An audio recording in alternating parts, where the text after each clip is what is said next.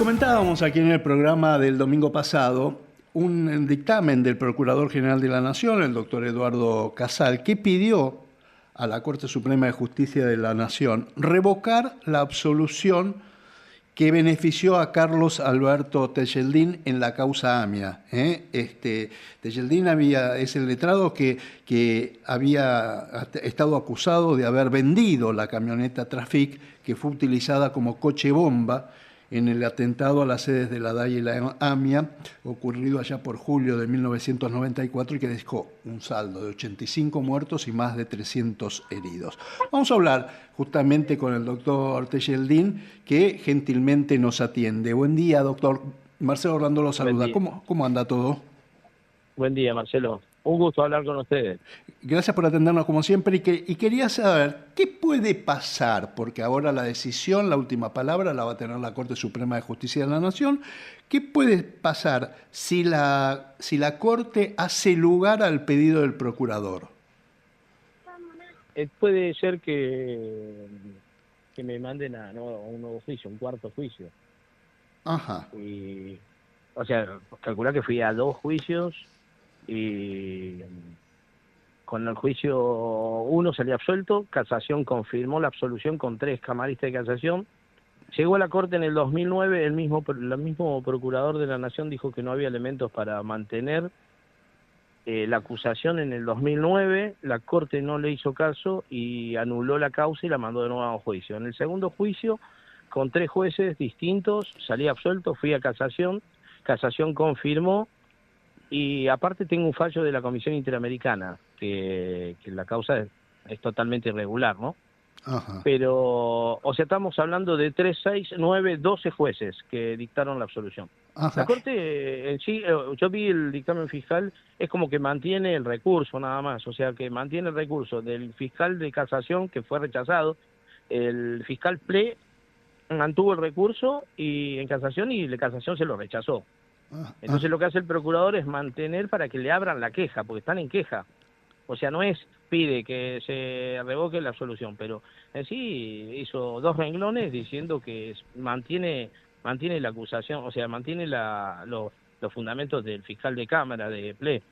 Ajá. Pero realmente es contradictorio. Yo de repente voy a hacer una presentación porque voy a presentar la contradicción del procurador, porque hicieron una en la misma causa, con los mismos elementos, con menos elementos, porque el último tribunal que me juzgó dijo que mi camioneta no fue, y si no fue mi camioneta, bueno, estoy mejor parado que en el primer juicio. Ajá. Y ahora, doctor, pregunto, desázneme, ¿no es que hay una ley que dice que nadie puede ser juzgado 2 veces por el mismo hecho? Y sí, pero yo fui juzgado 2 veces y ahora voy por la tercera si le hace caso la Corte, no creo.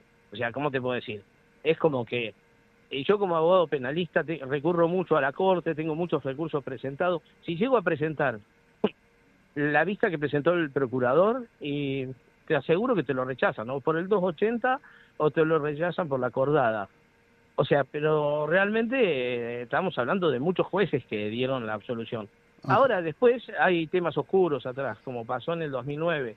Después nos enteramos que fue el juez de la Corte, un juez de la Corte fue el que habló con la DAI y la AMIA, hubo algo raro bajo la mesa y por eso dieron vuelta el fallo, cuando el procurador no acusó, o sea, no mantuvo la acusación en ese momento. Y Ajá. lo sacó el diario La Nación, lo que yo te estoy diciendo, lo sacó el diario La Nación, no es que yo lo invente, lo sacó La Nación porque tenían la absolución confirmada y bueno, se juntó Fight con alguien de la DAIA y ahí cambió todo. Entonces, acá, viste, también tenés que ver los tiempos políticos, quién va a tocar a quién. Yo ya llevo 32 años con esta causa, 32, no un día. Ajá. Ya tengo 64. Y si va al tercer juicio, a la cuarta vez que lo juzgan, ¿por qué delitos lo juzgan? No sé, porque cuando la Corte dio vuelta el fallo en el 2009, me tocó Canicova. Canicova me dice, es tan desastroso el fallo de la Corte, me lo dijo así personalmente, que no sé qué hacer, porque la elevación no sé cómo la hago, porque dejaba una parte bien, una parte mal, la nulidad bien. O sea, es un gran problema la causa, un gran problema. Entonces dijeron, voy a elevar así como venga. Y la elevaron así, para sacársela de encima. El tema es que pasaron del 2009, fui al 2020 a juicio. Calculá los años que pasaron. O sea que terminó en el 2020. Estamos hablando de 10 años prácticamente, o 15 años, 14 años cada juicio, porque vos lo mandás de vuelta, tienen que hacer la elevación, formar juicio, prepararse, leer 800 y pico de cuerpo. Y bueno, está un lío, no sé, dentro de 10 años podría empezar mi tercer juicio. Ajá. Obviamente, Obviamente, yo no sé si estaré, obviamente yo no que sé si estaré vivo, porque ya tengo 64, 10 años voy a tener 74, ¿viste? Y ya tengo algunos achaques, tenía 33 cuando fue esto. obviamente que la causa no puede prescribir porque este es un delito imprescriptible.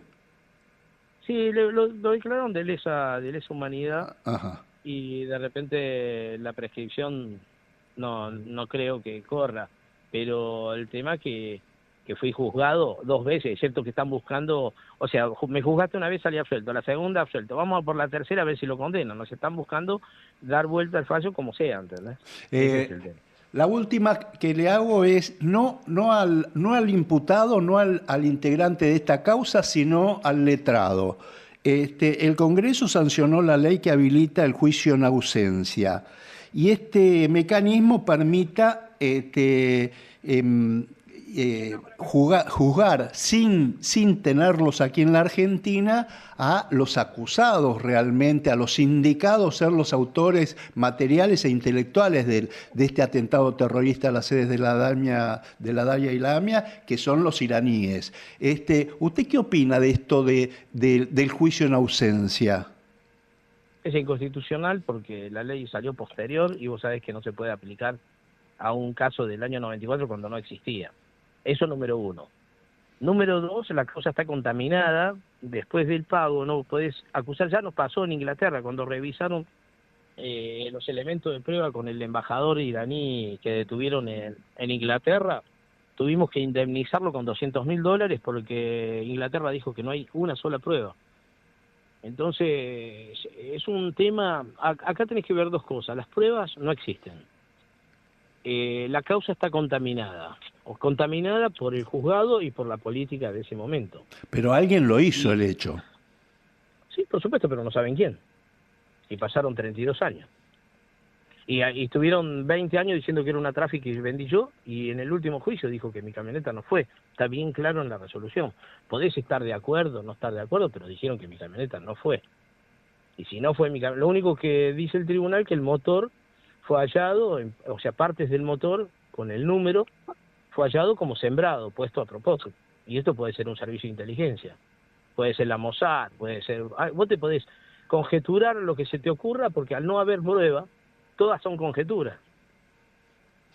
Entonces, vos calculá que a mí, cuando se les acabaron la prueba, me pidieron que yo tenía experiencia porque había sido agente del D2 Inteligencia, ¿no? Y yo tenía 16 años, era correo, o sea, trabajaba como correo, entré, porque mi papá era el jefe de policía, y yo trabajaba, estaba estudiando, entonces tenía un trabajo que no podía usar armas, no podía hacer nada, y trabajé en Policlínico Policial, en Sanidad Policial, y después trabajé en el D2, pero siendo menor de edad. Bueno, por supuesto que el Tribunal Laboral, cuando hagamos la prueba, o sea, de bocón uno puede aportar lo que quiera, ¿viste? Pueden decir lo que quieran. Pero después cuando viene la prueba material se cae. Y así va a pasar con los iraníes. Cuando vayan a la prueba, entonces vos agarrás y ahí tenés que valorar y ahí listo, se cayó todo. Doctor Carlos Alberto Tejeldín, gracias por atendernos como siempre. Buen domingo y hasta cualquier momento. Gracias, un saludo grandísimo y gracias por llamarme. Gracias.